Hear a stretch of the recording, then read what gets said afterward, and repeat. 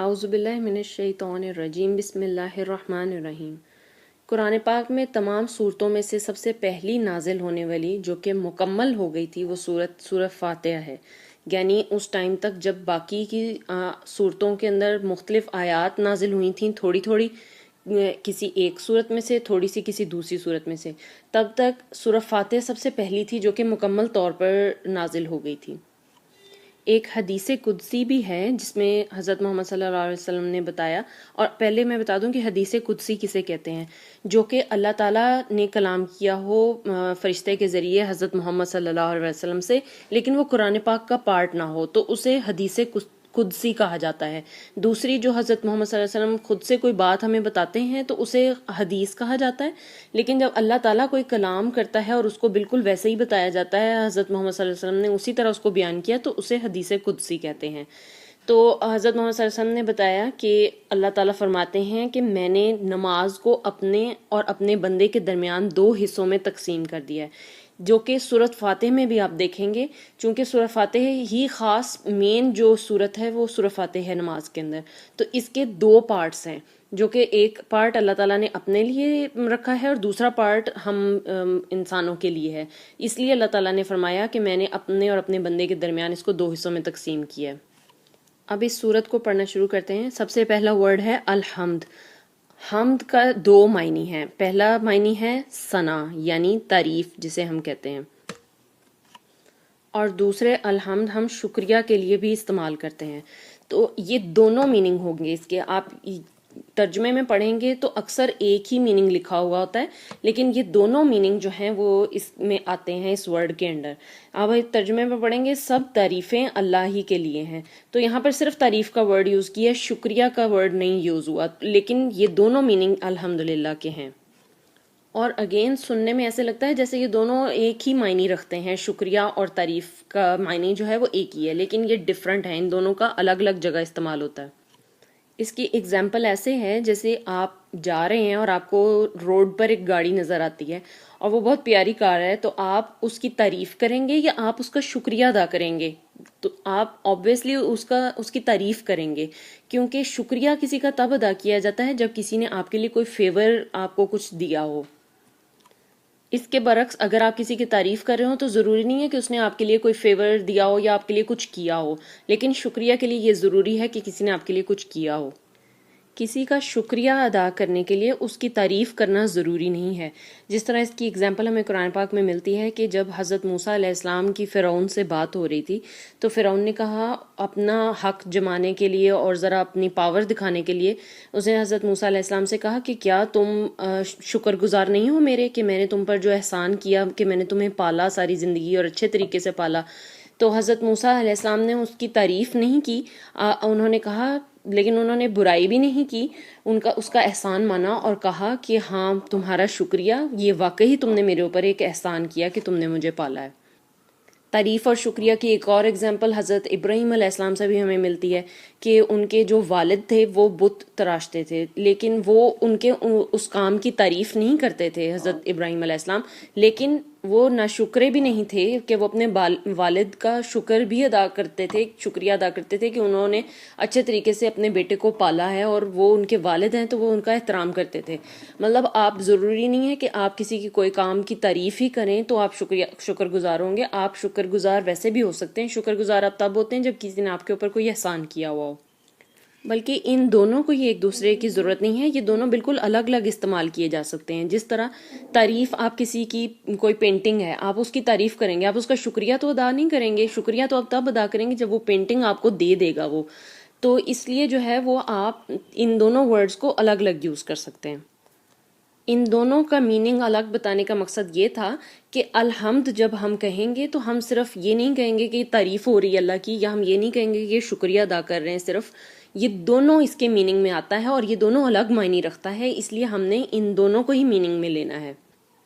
پھر تعریف کو اکثر لوگ جو ہیں ہمارے لینگویج میں اگر اس کو استعمال کیا جاتا ہے تو اس کو غلط میننگ میں بھی استعمال کیا جاتا ہے، یعنی خوشامد کے لیے بھی اس کو یوز کیا جاتا ہے کہ کسی کی بے انتہا تعریفیں کرتے جانا اور جو اس کے اندر صفات ہوں بھی نہیں۔ لیکن اللہ تعالیٰ کے لیے جو تعریف ہے وہ اس طرح نہیں کی جا سکتی، کیونکہ اللہ تعالیٰ اپنی ذات میں پرفیکٹ ہے، تو اس کی جو بھی تعریف ہوگی وہ بالکل 100% ٹھیک ہوگی۔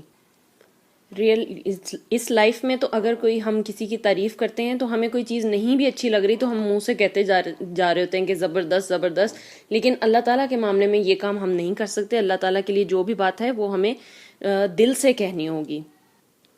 الحمدللہ کہ یہ دونوں معنی رکھنے کا کیا مقصد ہے، یعنی آپ اگر اس کی اگزامپل لیں کہ اگر کوئی شخص بیمار ہوتا ہے، آپ خود بیمار ہوتے ہیں، تو آپ سے کوئی پوچھتا ہے کہ آپ کیسے ہیں، تو آپ آگے سے بری سی دل کے ساتھ اور بری سی شکل بنا کے الحمدللہ کہتے ہیں، تو وہ الحمدللہ کے معنی میں نہیں آتا، کیونکہ الحمدللہ وہ ہے کہ جب تعریف کی جاتی ہے تو دل سے کی جاتی ہے۔ اس کی ریزن کیا ہے کہ اس کا ایک میننگ شکریہ بھی ہے، اور شکریہ کی وجہ سے آپ کو پتہ چلتا ہے کہ آپ کے پاس اور کروڑوں نعمتیں ہیں جو کہ آپ کاؤنٹ کر سکتے ہیں۔ صرف ایک بیماری آ گئی ہے تو آپ جو ہے وہ اللہ تعالیٰ کی تعریف برے دل سے نہیں کر سکتے، آپ شکریہ ادا کریں گے، شکر ہے میرے پاس میرے خیال رکھنے والے لوگ موجود ہیں، شکر ہے کہ میری اور اعضاء ٹھیک ہیں، اگر ایک بیماری مجھ پر آئی ہے تو مجھ پر باقی اور احسان اللہ کے بہت سارے ہیں۔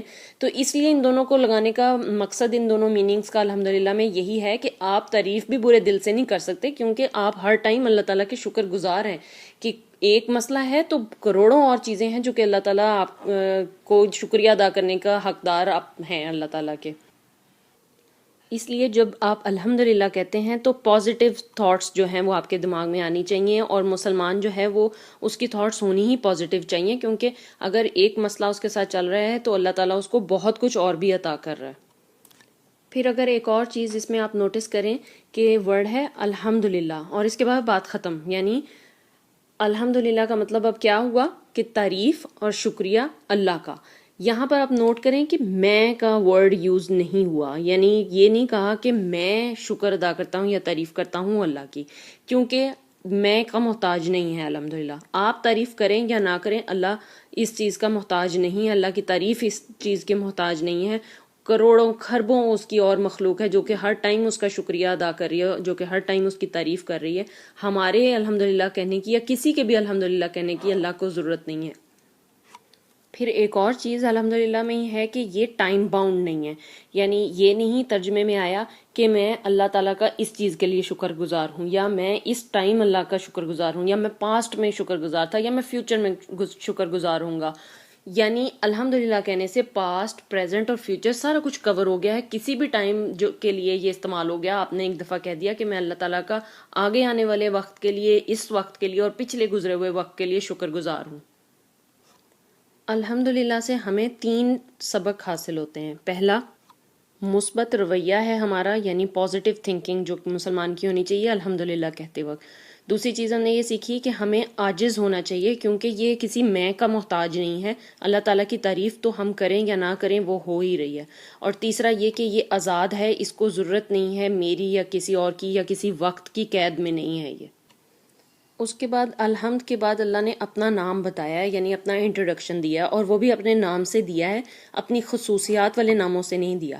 اور اگر اس لیے کیا گیا ہے یہ تاکہ جس طرح حضرت موسیٰ علیہ السلام کی اگزامپل لیتے ہیں کہ جب انہوں نے فرعون سے بات کی، جب انہوں نے اس کے سامنے کہا الحمدللہ رب العالمین، اگر وہ کہتے صرف الحمد رب العالمین تو رب تو اپنے آپ کو وہ بھی سمجھ لیتا فرعون، اور وہ کہتا کہ شاید میری تعریف کر رہے ہیں کھڑے ہو کے۔ نہیں، حضرت موسیٰ علیہ السلام نے کلیئر کر دیا کہ میں اللہ کی تعریف کر رہا ہوں جو کہ تمام جہانوں کا مالک ہے، میں تمہاری بات یہاں نہیں کر رہا۔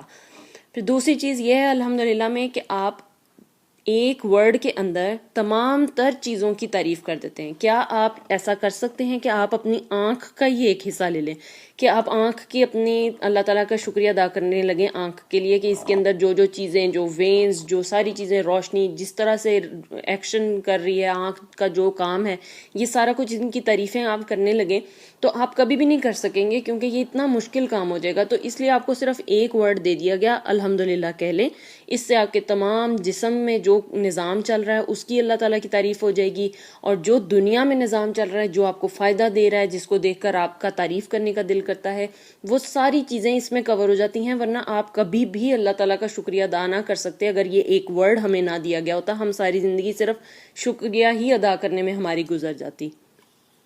کئی چیزیں تو ایسی ہوتی ہیں جو ہمارے مائنڈ سے بھی نکل جاتی ہیں یا ہمارے علم میں ہیں بھی نہیں، تو اس لیے الحمدللہ کہنے سے وہ تمام چیزیں کور ہو جاتی ہیں. یہ اللہ تعالیٰ کا بہت بڑا احسان ہے کہ ہمیں ضرورت نہیں پڑی ایک ایک چیز گننے کی، بس الحمدللہ کہہ دیا اور ہر چیز کا شکریہ ادا ہو گیا.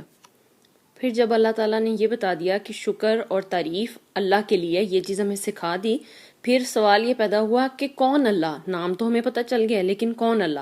تو اللہ تعالیٰ نے فرمایا رب العالمین. تمام خصوصیات میں سے اب یہاں پر اللہ تعالیٰ نے اپنا انٹروڈکشن دینے کے لیے رب العالمین کا ورڈ یوز کیا ہے. تو اس کا کیا ریزن ہے؟ رب کے کیا معنی ہوتے ہیں؟ رب کے معنی ہوتے ہیں مالک کے. تو جب آپ کہتے ہیں مالک، اللہ تعالیٰ کو آپ مالک مان لیتے ہیں، تو آبویسلی خود بخود ہم ملکیت بن جاتے ہیں کیونکہ اللہ تعالیٰ نے ہمیں بنایا ہے.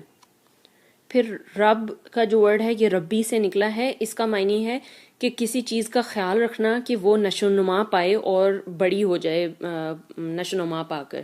تو لیکن یہ بھی ہو سکتا ہے کہ آپ کسی چیز کا خیال نہ رکھیں، آپ کی ملکیت میں وہ چیز آتی ہو لیکن آپ اس کا خیال نہ رکھیں اور وہاں پر جھاڑیاں اگی ہوئی ہوں بجائے ایک گارڈن کے. چونکہ گارڈن کا خیال رکھیں گے تو وہ ایک اچھی شیپ میں رہے گا، لیکن جب آپ چھوڑ دیتے ہیں کسی چیز کو تو وہاں پر جو بھی جنگلی بوٹیاں اور جو چیز ہے وہ وہاں پر اگ جائے گی تو وہ ایک اچھی شیپ میں نہیں ہوگی. تو ملکیت تو وہ آپ ہی کی ہے لیکن آپ نے اس کا خیال نہیں رکھا. لیکن رب کے میننگ میں یہ آتا ہے کہ وہ جو کہ خیال بھی رکھتا ہے اور مسلسل خیال رکھتا ہے، اس کو چھوڑ نہیں دیتا. اور اس کے رب کے میننگ جو ہیں وہ دیکھ لیتے ہیں. یہ تمام معنی ہیں رب کے، یعنی مالک ہے تو ہم ملکیت ہو گئے. پھر خیال کرنے والا ہے اور لگاتار خیال کرنے والا ہے. ہماری رگوں میں جو بہنے والا خون ہے اس کا ہر ٹائم اللہ تعالیٰ خیال رکھ رہا ہے. ہمارے دل کے دھڑکنے کا خیال رکھ رہا ہے، ہماری آنکھوں کے چلنے کا خیال رکھ رہا ہے. یہ اللہ تعالیٰ نے ہمیں یوں ہی چھوڑ نہیں دیا، ورنہ انسانیت آج پتہ نہیں کیا کی کیا بن چکی ہوتی. پھر اس کے علاوہ تحفہ دینے والا ہے. رب کا معنی میں یہ آتا ہے کہ تحفے دینے والا، یعنی یہ گفٹس ہی ہیں. ہمارے ہاتھ ہمارے لیے گفٹ ہیں کیونکہ یہ ہمارے کتنے کام آتے ہیں. پھر ہمارے پاؤں ہمارے لیے گفٹ ہیں، ہماری آنکھیں ہمارے لیے گفٹ ہیں. تو اللہ تعالیٰ تحفے دینے والا رب ہے. پھر مکمل ملکیت اس کے معنی میں آتا ہے، یعنی اکثر ایسا ہوتا ہے کہ آپ کسی چیز کے مالک تو ہوتے ہیں، جیسے آپ کوئی پلاٹ خرید لیتے ہیں، لیکن آپ کو سوسائٹی بتائے گی کہ آپ نے اس میں کیا کچھ کرنا ہے اور کس طرح سے گھر بنانا ہے، اس کی خلاف ورزی آپ نہیں کر سکتے. یا گاڑی آپ کو دی جاتی ہے لیکن کہا جاتا ہے اس سے زیادہ اوور سپیڈنگ نہیں کرنا اور جو ہے وہ آپ اس علاقے سے باہر تک نہیں جا سکتے اس میں.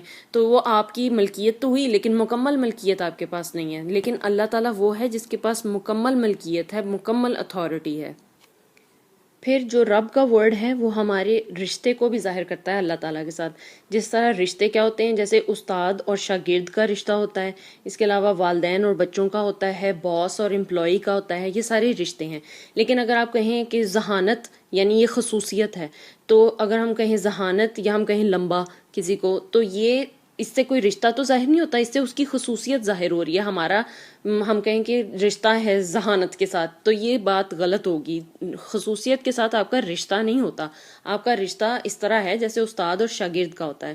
اس لیے اللہ تعالیٰ نے یہاں پر کسی اور نام کی بجائے اپنی خصوصیت والے جو 99 نام ہیں اس میں سے رب اس لیے استعمال کیا ہے تاکہ ہمارا مخلوق کا اور اللہ کا رشتہ جو ہے وہ ثابت ہو، اور وہ رب کا رشتہ ہے. ابھی تک جو ہم نے اللہ اور انسان کے درمیان جو پڑھے ہیں کہ کیا رشتہ ہے اور کیا مطلب ہمارے درمیان کیا چیز ہے، تو سب سے پہلی ہم نے پڑھی کہ اللہ مالک ہے اور ہم ملکیت ہیں، اور اللہ عطا کرنے والا ہے اور ہم وصول کرنے والے ہیں. تو یہ سب بھی رشتے ہی ہیں ہمارے اللہ کے ساتھ، لیکن جو سب سے مین ہے وہ ہے رب کا اور ہمارا عبد کا، یعنی ہم اللہ کے بندے ہیں اور اللہ ہمارا رب ہے.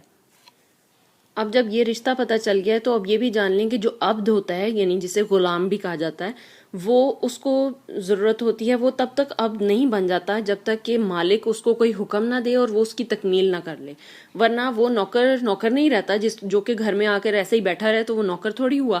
نوکر وہ ہوگا، یہ غلام وہ ہوگا جو جب آپ اس کو حکم دیں تو وہ اس حکم کی تکمیل کر لے. اس لیے اس صورت کے اندر جو ہے وہ ہم کیا حکم اللہ تعالیٰ سے لے رہے ہیں؟ ہدایت کا. ہم اللہ تعالیٰ سے ہدایت مانگ رہے ہیں کہ ہمیں بتا کہ ہم نے کرنا کیا ہے، کام کیا ہے ہمارے کرنے کے. اور یہ رشتہ بھی تبھی کمپلیٹ ہوگا جب ہم اللہ تعالیٰ کے بتائے ہوئے حکم پر چلیں گے. اگر ہم ایسا نہیں کریں گے تو اللہ ہمارا رب نہیں رہے گا، وہ پھر ہمارا خالق بن جائے گا. یعنی اس نے ہمیں خلق تو کیا ہے، یعنی ہمیں بنا تو دیا ہے، یہ ہمارا رشتہ ہوگا، لیکن ہم نے اس کے لیے کچھ نہیں کیا، ہم نے کوئی عبادت نہیں کی، ہم نے اس سے نہیں پوچھا ہمیں کوئی کام بتاؤ کہ کیا کرنا ہے. جب تک ہم یہ نہیں کریں گے تب رب اور عبد کا رشتہ جو ہے وہ نہیں بن سکتا، اور یہ سب سے بہترین رشتہ یہی ہے رب اور عبد کا. اس کے بعد باری آ جاتی ہے العالمین ورڈ کی. تو اس کا معنی ہے لوگوں کی دنیاؤں کا، یعنی لوگوں کی دنیاؤں کا رب ہے اللہ تعالیٰ. اس کے اندر پھر قومیں آ جاتی ہیں، تمام تر جنریشنز آ جاتی ہیں، کلچرز آ جاتے ہیں. اسی لیے جب اللہ تعالیٰ نے بنی اسرائیل کو کہا، ان سے مخاطب ہوا ہے قرآن پاک میں، تو ان کو کہا کہ میں نے تمہیں عالمین میں سے چوز کیا ہے، یعنی باقی تمام کلچرز اور لوگوں اور جنریشنز میں سے میں نے تم لوگوں کو سلیکٹ کیا ہے. تو وہاں پر بھی یہ عالمین کا ورڈ یوز ہوا ہے، جس کا مطلب یہ ہوا کہ مختلف لوگوں کے اوپر کسی کو چوز کرنا، یہ مختلف لوگوں کا رب. اس کو کہنے سے یہ ثابت بھی ہو گیا ساتھ ساتھ کہ صرف مسلمانوں کا رب نہیں ہے اللہ تعالیٰ. اللہ تعالیٰ کہہ رہے ہیں میں تمام کلچرز کا، تمام زبانوں کے لوگوں کا، تمام جنریشنز کا، سب کا میں رب ہوں. یعنی صرف خالق نہیں کا، اگر اللہ تعالیٰ چاہتا تو یہاں خالق کا ورڈ یوز کرتا ہے کہ میں صرف اس کا رب ہوں جس کا میں مطلب مسلمانوں کا رب ہوں اور باقی سب کا میں خالق ہوں. یعنی رشتہ اللہ تعالیٰ نے اگر ظاہر کرنا ہوتا صرف مسلمانوں کے ساتھ تو یہاں پر جو ہے وہ مسلمانوں کا نام لے لیتے، لیکن اللہ تعالیٰ نے کہا میں عالمین کا رب ہوں، میرا سب کے ساتھ رشتہ ہے. اس لیے ہمیں کبھی بھی یہ نہیں سوچنا چاہیے کہ مسلمان شاید بہت زیادہ اونچے درجے پر ہیں، کہ اللہ تعالیٰ کے بہت زیادہ نزدیک ہیں. اللہ تعالیٰ تو سب کا رب ہے، اس نے یہ کھلا انویٹیشن سب کے لیے دیا ہے کہ میں تم سب سے پیار کرتا ہوں. تو عالمین کے میننگ میں یہ ورڈ آتا ہے. اگر آپ ہدایت پر ہیں تو پھر آپ کسی بھی کلچر سے ہوں، کسی بھی زبان سے ہوں، آپ کا رنگ کیسا بھی ہو، آپ اللہ کے ہی عبد ہیں. تو اللہ تعالیٰ آپ کو ایکسیپٹ کر رہا ہے، آپ کو دنیا کے ایکسیپٹنس کی ضرورت نہیں پھر رہتی. اب ان ڈیپتھ الحمدللہ رب العالمین کا ترجمہ کیا ہو گیا؟ سب تعریفیں اور شکریہ ہے اس کا جس کا نام اللہ ہے، اور ہمارا اس کے ساتھ رشتہ کیا ہے؟ رب اور عبد کا. اور وہ مالک ہے، خیال رکھنے والا ہے، مسلسل خیال رکھنے والا ہے، تحفے دینے والا ہے، مینٹین کرنے والا ہے، اور مکمل ملکیت رکھتا ہے، اور تمام جہانوں کے اوپر یہ حق رکھتا ہے. وہ پھر اس کے اندر کوئی بھی جنریشنز، لینگویجز کچھ بھی ہو، وہ سب کو عطا کرنے والا ہے. تو یہ اس کا مکمل میننگ ہوگا جو کہ ہم اگر اس کو ڈیپتھ میں دیکھتے ہیں تو